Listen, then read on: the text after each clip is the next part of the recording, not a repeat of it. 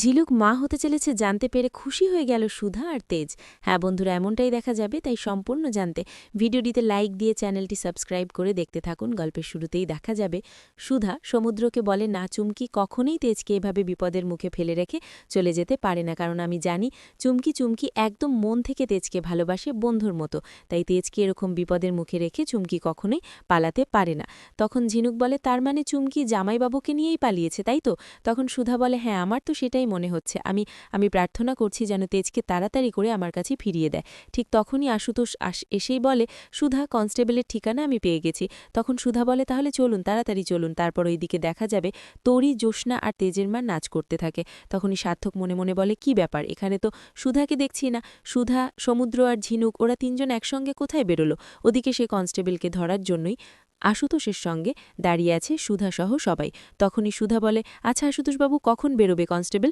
তখন আশুতোষ বলে, ওকে তো বেরোতেই হবে, তাই এখানে আমরা পাহারা দেব, ও যখনই বেরোবে ওকে ধরে ফেলতে হবে। তখন ঝিনুক বলে, কিন্তু আমরা তো অনির্দিষ্টকালের জন্য এখানে দাঁড়িয়ে থাকতে পারবো না, তাই না? এর মধ্যে যদি কোনো বিপদ হয়ে যায়, ওই লোকটার কারণ সার্থকদা যদি কোনো বিপদ করে ফেলে, তারপরে আমরা কি করব? এই লোকটাই তো আমাদের কাছে শেষ সম্বল। তখনই সুধা বলে, না কিচ্ছু হবে না, আমরা আজকে সবকিছু ঠিক করতে পারবো, আমি জানি। তখন এই বলেই প্রার্থনা করতে থাকে সুধা, আর বলে, তুমি দেখো আজকে যেন সার্থকের পর্দা আমরা ফাঁস করতে পারি। ওইদিকে সার্থক মনে মনে বলে, এরাই মনে হচ্ছে বাড়ি থেকে বেরোতে সাহায্য করেছে সুধাকে। ওদিকে জ্যোৎস্না মনে মনে বলে, আমার ভাইকে যেন সুধা খুঁজে পায়, তুমি দেখো। এই বলেই জ্যোৎস্না প্রার্থনা করতে থাকে আর বলে, আমাদের পুজো বিফলে যেতে দিও না তুমি। তখনই তেজের মাও প্রার্থনা করতে থাকে আর বলে, আমার ছেলেটাকে আমার কোলে তুমি ফিলিয়ে দিও আর অশুভ শক্তির বধ করো। ওদিকে সার্থক মনে মনে বলে, তোমরা আমার সঙ্গে খেলাটা খেললে তো, দাঁড়াও, এবার তো আমার কাছে আর কোনো অপশান নেই, এবার তো আমাকে পাল্টা জবাব দিতেই হবে। সুধা কোনো প্রমাণ জোগাড় করার আগেই সব প্রমাণ আমাকে নিজে থেকে শেষ করে দিতে হবে। ওদিকে সুধাকে তখনই সার্থক ফোন করতে থাকে। তখন সুধা বলে, সার্থক আমাকে ফোন করছে, এ নকল তেজ, তার মানে ও জেনে গেছে যে আমরা বাড়িতে নেই। তখন আশুতোষ বলে, ফোন ধরার দরকার নেই। তখন সুধা বলে, না, এবার ওকে দিয়েই ওই কনস্টেবলকে বাড়ি থেকে বের করতে হবে। ও যখন জানতে পারবে যে আমরা অপেক্ষা করছি কনস্টেবলকে ধরার জন্য, ঠিক তখনই কনস্টেবলকে ওই পালাতে বলবে, ঠিক তখনই আমরা কনস্টেবলকে ধরে ফেলব। তখন আশুতোষ বলে, ঠিক বলেছ, তার মানে আমাদের অপেক্ষার অবসান ঘটতে চলেছে, তাই তো? ওইদিকে তখনই মুখ ঢেকে কনস্টেবল সেখান দিয়ে বেরিয়ে আসে।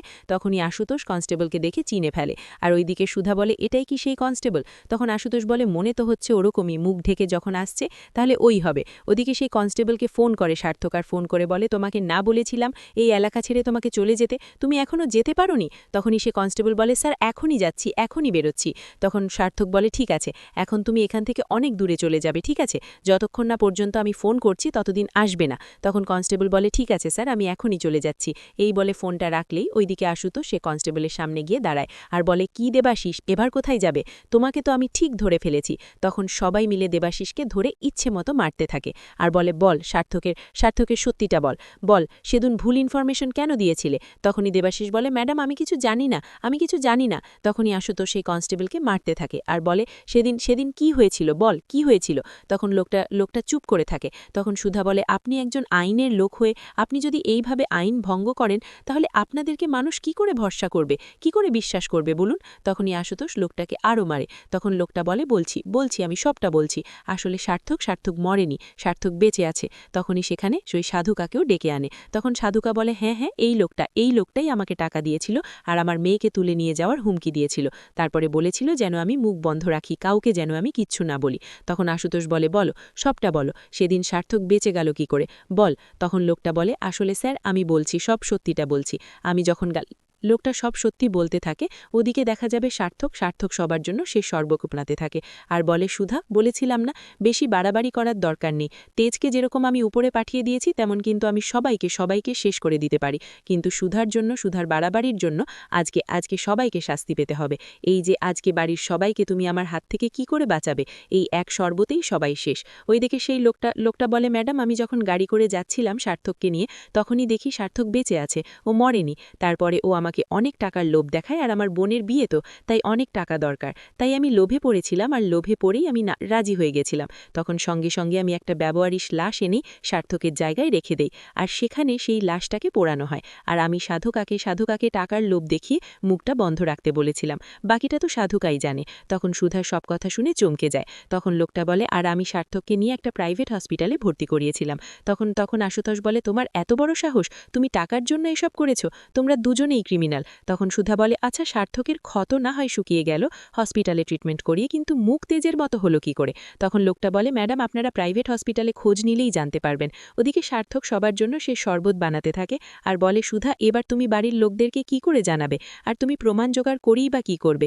বাড়িতে কেউ তো আর বেঁচেই থাকবে না। তোমার ঠাম্মি, তারপরে তোমার শাশুড়ি মা, দিদি, কেউ বেঁচে থাকবে না। তোমার ছোট্ট মেয়েটাও বেঁচে থাকবে না। সবাইকে আমি শেষ করে ফেলবো, সবাইকে। কি করে বাঁচবে ওরা? ঠিক তখনই চুমকি সেখানে এসে দাঁড়ায় আর বলে, বিচ্ছু আয়। তখনই দেখুন তেজ বলে, বিচ্ছু নয় চুমকি, তেজ। এবার সবকিছুর বদলা নেব আমি। সবকিছুর বদলা নিতেই আমি ফিরে এসেছি আমি। ওইদিকে দেখা যাবে সুধারা অপেক্ষা করছে আর বলে, আশুতোষবাবু হসপিটাল থেকে কেন আসছে না? কোনো খবর পেল কি না কিছুই তো বুঝতে পারছি না। তখন ঝিনুক বলে, দিদি তুই এত তাড়াহুড়ো করিস না। তখন সুধা বলে, আমার ভালো লাগছে না রে, আমাদের হাতে বেশি সময়ও নেই, তুই বুঝতে পারছিস না? তখনই ঝিনুক বলে, হ্যাঁ আমরা যাচ্ছি, তাহলে চল। তখনই আশুতোষ চলে আসে আর বলে, সুধা এতটুকু ইনফরমেশনই জানতে পেরেছি। তখন সুধা ফাইলটা দেখে চমকে যায়। তখন সুধা বলে, এসব কিছু করেছে? তখন ঝিনুক বলে, দেখি দিদি কি করেছে। তখন ঝিনুক রিপোর্টগুলো দেখে চমকে যায়। তখন সুধা বলে, এবার ওর জালেই ওকে আমরা ফাঁসাবো।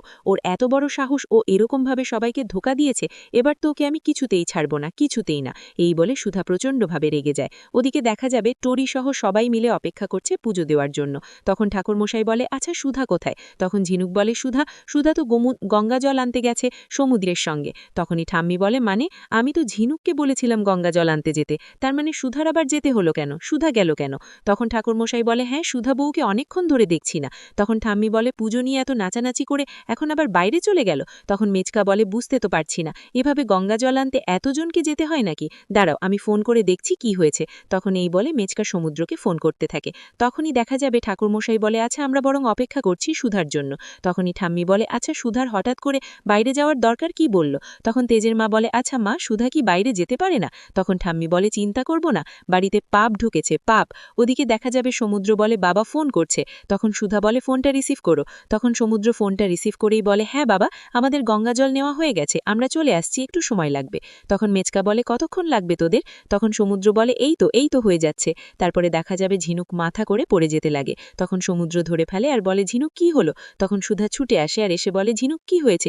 কি হয়েছে ঝিনুক? তখনই জল ছিটায়। তারপরে ঝিনুক দাঁড়ালেই তারপরে সমুদ্র বলে, এজন্য উপোস থাকতে বারণ করেছিলাম, নাও জলটা খেয়ে নাও, হঠাৎ করে মাথা ঘুরে গেল, ভালোও লাগছে না। তারপরে ঝিনুককে জল খাইয়ে দেয়। তখন সমুদ্র বলে, তোমাকে উপোস থাকতে হবে না, চলো খাবার খেয়ে নেবে। তখন সুধা ঝিনুককে বলে, আচ্ছা ঝিনুক কি হয়েছে আমাকে বলো তো, আমি যেটা সন্দেহ করছি সেটাই কি ঠিক? তখন ঝিনুক লজ্জা পেয়ে বলে, আসলে দিদিভাই বাড়ির এমন অবস্থা, তাই না আমি কাউকে বলতে সাহস পাইনি। তখন সমুদ্র বলে, বৌদি কি হয়েছে? তখন ঝিনুক বলে, আমি সবাইকেই বলতাম দিদি, সবার আগে তো আমি তোকেই বলতাম, কিন্তু জিজুর জন্য এত টেনশন হচ্ছে না, সেজন্য না আর আমি বলে উঠতে পারিনি রে, তোর ধারণাই সত্যি। তখন তো সুধা প্রচণ্ড খুশি হয়ে যায়। তখন সমুদ্র বলে, কি হয়েছে ঝিনুক আমাকে বল। তখন আশুতোষ বলে, তুমি বুঝতে পারছো না, শালা বাবুর ডবল খুশির খবর আছে। তখন সমুদ্র বলে, মানে? তখন আশুতোষ বলে, তোমাকে এবার তো বড় হতে হবে, তুমি বাবা হতে চলেছ। তখন ঝিনুককে কোলে নিয়ে খুশিতে লাফাতে থাকে সমুদ্র আর বলে, সত্যি সত্যি তুমি মা হতে চলেছ, আমার সন্তানের বাবা। তখন সুধা বলে, তেজ জানতে পারলে ভীষণ খুশি হতো, ভীষণ খুশি হতো। ওইদিকে ঝিনুক আর সমুদ্র খুশি হয়ে যায়। ওদিকে দেখা যাবে সার্থক সবার জন্য সে শরবতগুলো নিয়ে এসে বলে, ঠাম্মিমা এই তো সবার জন্য আমি শরবত বানিয়ে নিয়ে এসেছি নিজের হাতে, এবার সবাই তাড়াতাড়ি করে শরবতগুলো খেয়ে নাও তো। তখনই ঝিনুক বলে, না না এখন তো শরবত খাওয়া যাবে না, আমরা একবারে জল ঢেলে তারপরে উপোস ভাঙব। তখন সার্থক বলে, না শরবত খেলে তো আর কিছু হয় নাকি ঠাকুরমশাই, শরবত খেলে কিছু হয়? তখন ঠাকুরমশাই বলে, না শরবত খেলে কোনো সমস্যা নেই, এখনো সময় আছে, আপনারা শরবত খেয়ে নিন। তখন সার্থক বলে, এই তো তাহলে তো হয়েই গেল, এবার সবাই শরবতটা খেয়ে নাও দেখি, আমি নিজের হাতে বানিয়ে এনেছে। তখনই জ্যোৎস্না তেজের মা সহ সবাই মিলে শরবত হাতে হাতে নিয়ে নেয়। তারপরে এক এক করে সবাই শরবত খেতে থাকে। ওদিকে দেখা যাবে সুধা সবাইকে নিয়ে বাড়ি ফিরছে। তো বন্ধুরা কেমন লাগলো আজকের আপডেট, কমেন্ট করে জানাতে ভুলবে না।